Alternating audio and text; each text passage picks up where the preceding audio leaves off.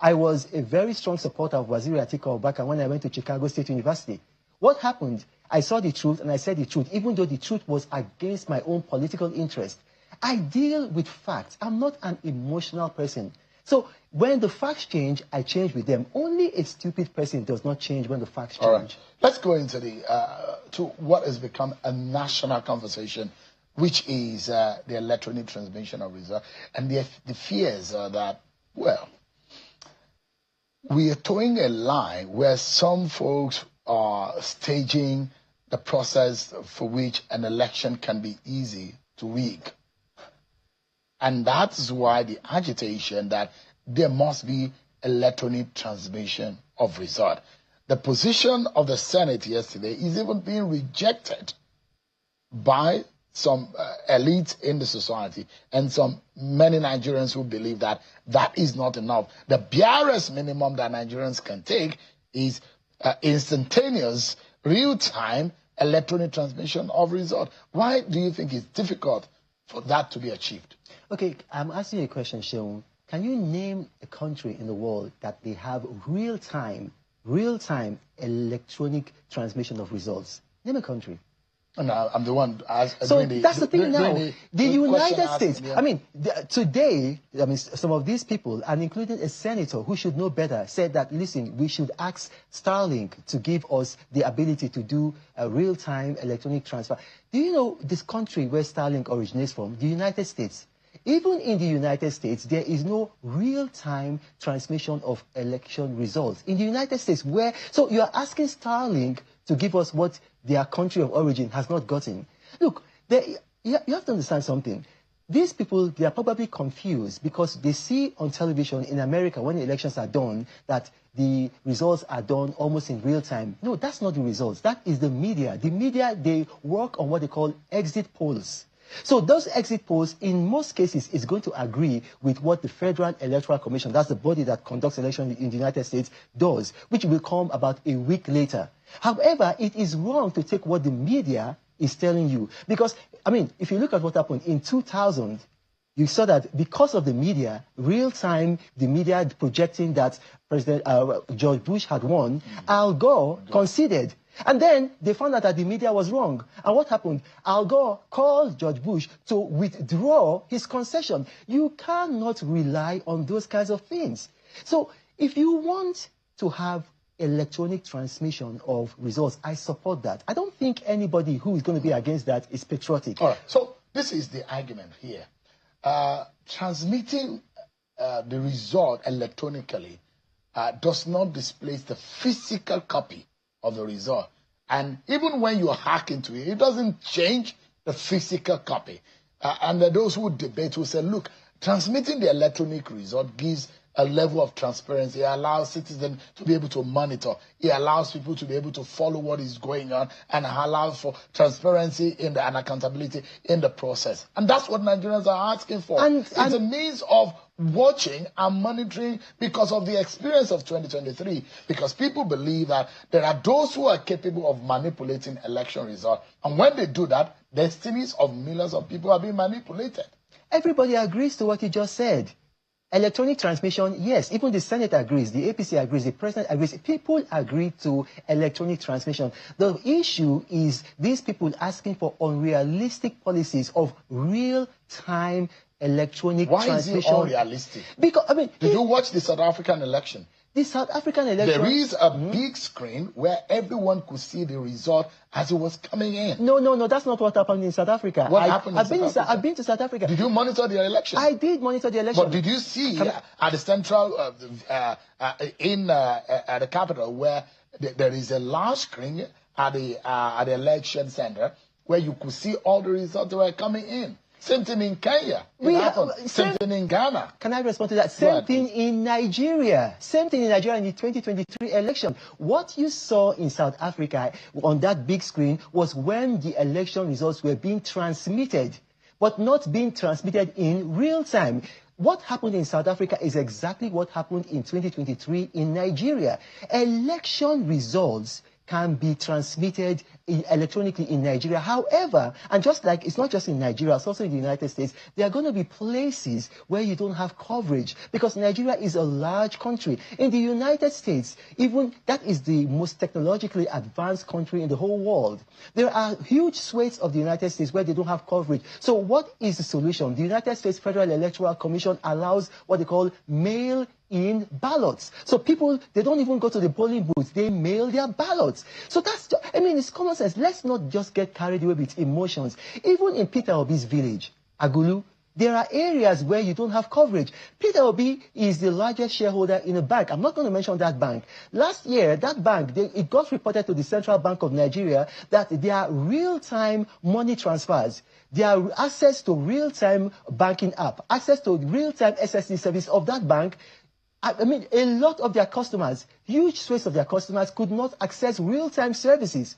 Now, this is a bank having about between 5 to 10 million customers. If they cannot deliver real-time money transfer services, and this happens to all banks, how can you expect INEC to deliver real-time electronic transmission of results? But INEC said they can. No, INEC said that they can do electronic transmission, not real-time electronic transmission of results. So for the sake of our viewers and these conversations, whichever way anyone belongs in this country, is for the advancement, I believe, of our democracy. Either we get it right or get it wrong, it's detrimental to us or is advancing our cause. But the conversation here is, and if you seated here, if you are on a flight, for example, and they offer you an in-flight internet, sometimes you get to a particular region and it fails. Yeah. And you're trying to send, sometimes you may not be able to make calls, but you can send emails and messages. And once you send a message in flight and it's not delivering on WhatsApp, at a moment where there is no network, once you get to a network area, what happens is it gets delivered and the recipient gets it. And that's what a lot of Nigerians are saying. Do your own bit in doing the real time. Do it whenever you get into the network area, it's going to drop. And Nigerians are saying, put the law, let the law be more progressive, rather than we retrogressing the hand of the law. But you see, that's the mistake that a lot of people are making, and this is what I talk about emotions. You are using WhatsApp. WhatsApp is a social media. You cannot compare a social media with a technologically advanced system of real-time transmission of election results. I'm going to give you a couple of examples. Those people that say that, okay, Starlink should be consulted and Starlink should give us, do you understand something there that if you get Starlink to start doing that, first and foremost, you are having data breach because you are giving the data of your citizens to a foreign power. No reasonable country on earth will do that. The United States, where Starlink comes from, even their Federal Electoral Commission will not do that. Because what it means is that Starlink and Elon Musk own Starlink. And Elon Musk, he has his own... Look, have you seen Elon Musk's interview? He did say, this is the owner of Starlink, that he does not even believe in electronic transmission of results, not real time. They were talking about electronic transmission of results because he said that it can be hacked. And I'm going to quote him, I have been coding since I was 19 years old, and I know that e-voting can be hacked. Okay, let's take this conversation in this way. And yesterday I was explaining to our viewers, there are 3 legs on the election day for the electoral process. The first is accreditation. Second is voting. And the third is result transmission. In all of these 3 layers, only one leg has electronic or digital aspect to it, and which is our accreditation process. Our voting is manual, and our result transmission is also manual. There are those who believe that, and rationally speaking, we use an electronic device for accreditation, and it's worked. There was a time in this country that the law says if the card reader machine, which was what we were using before the BVAS, if it fails, you can use the incident form. And we saw how rigging was perpetrated because of the incident form. That was scrapped after some Supreme Court judgment had established that the discretion given to officials of INEC could advance rigging process. So if the BVAS, which is an important part of the electoral process, is working, which gives you instantaneous, digital, and electronic means of conducting the exercise, and is working everywhere in Nigeria. Without it, you cannot continue or you cannot do anything. Why can't it work for electronic? result transmission. And I'm talking to you as an election expert. Okay, because with the BVAS, you already have data that is in your data bank. So all you're doing is you're capturing the data and you're comparing it to what you have. You're not creating something new and sending it. Now, you've got to realize something, Shehu. Look, if real-time transmission of election results was a good idea and was practicable, why isn't it being done in the United States? Why isn't it being done in the United Kingdom? So you've got to ask yourself these questions. Let's not be We're not talking about e-voting. Yes. Which is different. No, I didn't say e-voting. Because those who talk about hacking of election result are missing it. Our law, the Constitution, see back physical, manual collation of results, which is the substantive, which is the primary way of getting results announced. The e-voting, and the e-transmission, a lot of people are getting it wrong. It's not your substantive. It's not your primary way of getting results. It's just a backup. It's just for citizens' engagement and citizen accountability. And I think a lot of people are not very informed about the process, and that's why they were fighting it. Because to the large extent, as a lawyer, there are 4 legs into the version of the House of Reps, which talk about 1, real-time, simultaneous, electronic voting, and also confirmation that as it's happened, it has to be in the physical form and in the transmission form. Those are 4 legs in which the review of that section is talking about. In all of this, there's nothing that affects how, even if you hack into the IRFV portal, it doesn't change the physical, which is a primary way of collation results. And that is what we've been trying to explain to Nigerians, because it's very easy to get our people, just worked up and very emotional. You got to understand something. The reason why someone like Peter Obi is doing this is because they don't have a real party structure. And what do I mean? If you have a polling unit, you're meant to have your party agent in every polling unit. Once you have your party agent in every polling unit, it is impossible to rig. Because what happens there, that form EC8A, what happens there is this.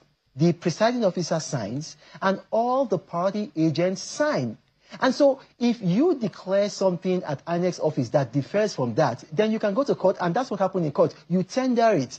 Now, what happens is that in the 2023 election, Labour Party did not have party agents in all the polling units. So because they didn't have party agents in all the polling units, in the polling units where they lost and they didn't have party agents, they used their imagination and said, oh, we must have been cheated. So the issue with them is this. ADC, Labour Party, it doesn't matter. Get your party agents in each of the polling units. In Nigeria, we cannot do real-time transmission of election results. A lot of people will disagree with you on that. Okay. But do you know the suspicion? Yeah, the suspicion is that the ruling APC wants to rig election. And the agitation on the opposition and civil society. But listen to this. But do you No, let me respond to that. No, hang on. Let me respond to that. That doesn't make sense, because if you have, let's say it's even possible, and there's 100% coverage in Nigeria, and you have real-time transmission of election results. Are you aware that it is the printed EC8A form with the result and everything that is actually the primary documentary evidence? So if that form differs with what has been transmitted, it is that form that is actually taken in court. You understand what I just said? I've broken it down. So you have this paper form that the presiding officer signs and then all the party agents sign. That is the real result. If that result is different, if it differs from what has been transmitted electronically, what has been transmitted electronically is null and void to the extent of its inconsistency with that document. So how can people rig? Do you send money to, do you have anybody in the village, in the remote area where you send money to? Well, I'll put it this way. Do you? No, I'm going to answer your question. Allow me to answer your question. No, but go ahead. Yes, you ask because I see that you want to digress from that question. No, I'm not going to digress. I'm going to answer the question. Okay. I have tried to send money with using Peter Obi's bank, and the money has failed to get there. And that money has failed to get reversed. And then the person who did that transaction is here. I can ask him to come here. He made a complaint. And we are still waiting for that money to come back. This bank prides itself, I'm not going to mention the bank, prides itself as having the best internet facility in Africa. And yet they're having this issue. Now, this bank is not going to be with everybody, but a significant portion, and it's not just this bank, a lot of banks. So yes, banks do have the capacity for real-time money transfer, but it is not 100% safe. Why are you so fixated about Peter Obi? No, it looks like Peter Obi makes you uncomfortable. How can Peter Obi? Are you worried about the possibility of Victor Obi coming back to the verve of political prominence? A man who was caught on camera saying that he's declaring a religious war on Muslims. Anybody that believes that such a man can win an election in Nigeria is obviously delusional. Are you worried, Mr. Omokhuri, that in the opposition who believes that what is going on is that your party that you support